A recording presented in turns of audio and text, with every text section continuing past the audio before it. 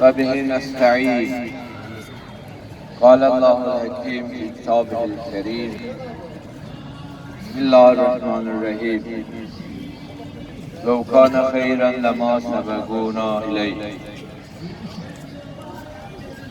Sadakallahul aliyyül azim. Şüphesiz Yüce Allah doğru buyurmuştur.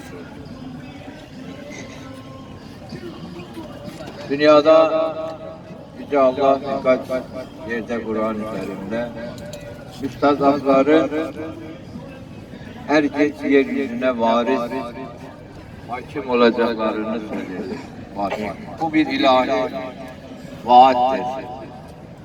Peygamberimiz sallallahu aleyhi ve sellem de buyururlar ki لَوْ لَمْ يَبْيَ مِنَ الدَّهْرِ إِلَّا يَوْمٌ لَتَوَّلَ اللّٰهُ ذَٰلِكَ الْيَوْمَ حَتَّى يَبْعَثَ رَجُلًا مِنْ أَهْلِ بَيْتِهِ اسْمُهُ اسْمِي يَمْلَأُ الْأَرْضَ عَدْلًا وَقِسْطًا كَمَا مُلِئَتْ ظُلْمًا وَجُورًا.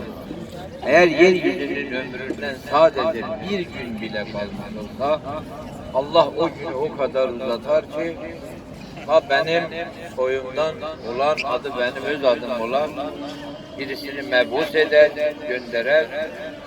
Yeryüzü nasıl ki zulümle dolmuştu, onun yerine adaleti ikame eder, adaletle doldurur. İşte İmam-ı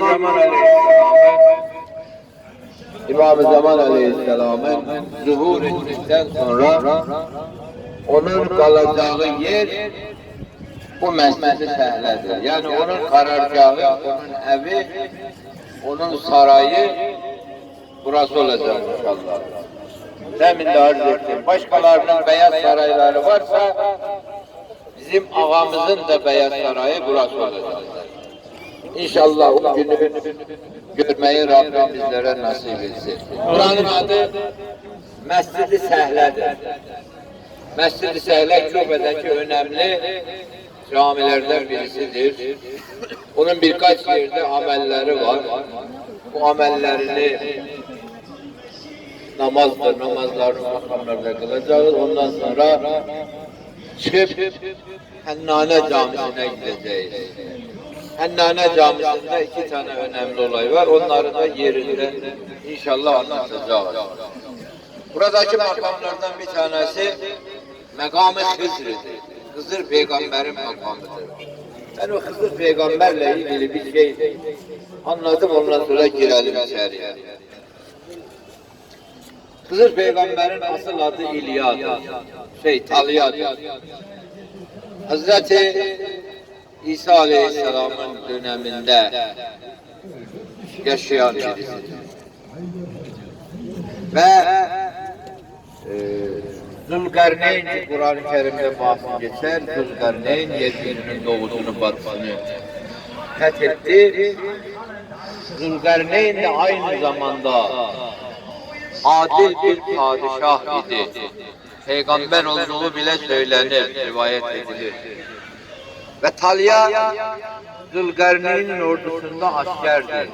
Ben daha öncesine diyemiyorum, konu uzanmasın diye. Zülkarneyn, meleklerle diğer irtibatı vardı. Meleklerden gökyüzü alemindekilerin ibadetini sordu.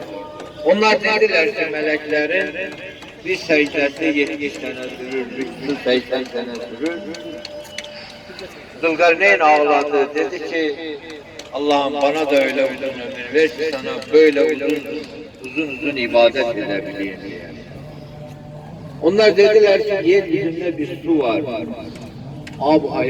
Hayat suyu. Eğer o suyu bulup içebilirsen ölümsüz olursun. O zaman Allah'a doyunca ibadet eder. Zülkarneyn sordu ki bu su yeryüzünün neresindedir? Dedi karanlık bir noktasındadır. Onun için rivayet ediler ki Zülkarneyn ordusunu hazırladı. Yeryüzünde uzun yolculuklar, seferler yapmaya başladı. Ki Yecüc Mecüc'de bu seferlerinden birisinde o bölgenin halkını eziyet ettiği için cezalandırıldı onun eliyle.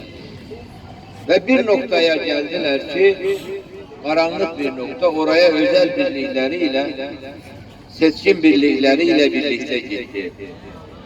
Ab hayatı arayan Zülkarneyn derken karşısında bir anda 360 tane yan yana dizilmiş çeşmenin aktığını görür. Ve kesin ab hayatın bu çeşmelerden birisi olduğuna kanaat getirir. 360 tane askerinden seçer, her birisinin eline bir tane şor balık verer. Uzun yolculuklarda balık salamura yapıyorlar. Yolda tüketmek için yanlarında taşıyordular. Ve her asker diyer ki o salamura balığı götürsün, çeşmenin birisinde oranın suyuna daldırsın. Kimin balığı canlanırsa bana haber ver. Tesadüf Talya yani Hızır Peygamber'in gittiği çeşme ab hayat. Onun balığı suya batıran kimin balık elinde canlandı, suya daldı kayboldu.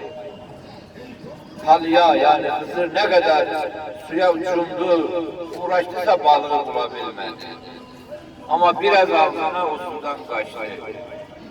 Geldi Zülkarneyn herkes balıkları elinde, Hızır Peygamber ise eli boş geldi. Ne oldu dedi, balık canlandı, suya düştü, kayboldu, bulamadı. Gittiler çeşme de yerinde, yok çeşme de kaybolmuş. Peki o sudan hiç içtin mi sordu Zülkarneyn, dedi ki biraz ağzıma kaçtı. İşte Hızır Peygamber'in veya esas adı Talya olanın ölümsüzlüğü oradandır. Ölümsüzdür. Bugündür yaşıyor ve İmam-ı Zaman Aleyhisselam'ın da yanındaki en büyük cavheridir. Bu Mescid-i Sehle'de onun da makamı var. Onun da adından zikretmemiz böyle güzel oldu. Allah cümlemizi İmam-ı Zaman'ın zuhurunu yapıcı bir şekilde bekleyenlerden eylesin. Bir âli salavat. Allahümme salli ala Muhammed. Evet.